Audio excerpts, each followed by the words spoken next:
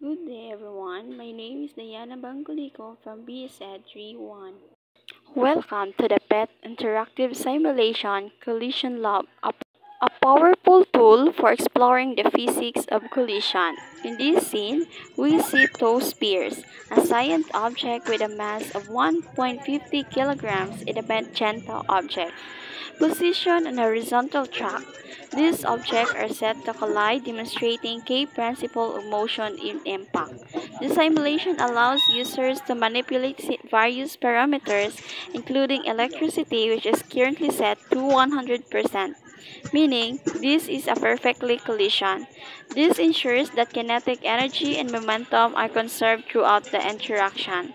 Notice that the measurement tools, including the ruler at the top, which help track distance, and the vector displays that shows momentum, velocity, and energy transfer. As the objects collide, we can observe how their motion change based on the mass and initial velocity.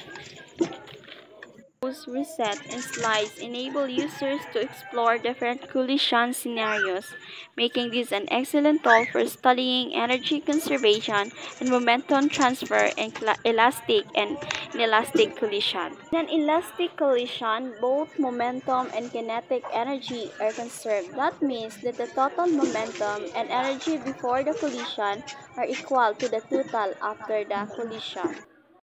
Thank you for exploring the Pit Collation Lab simulations. Don't forget to like, share, and subscribe.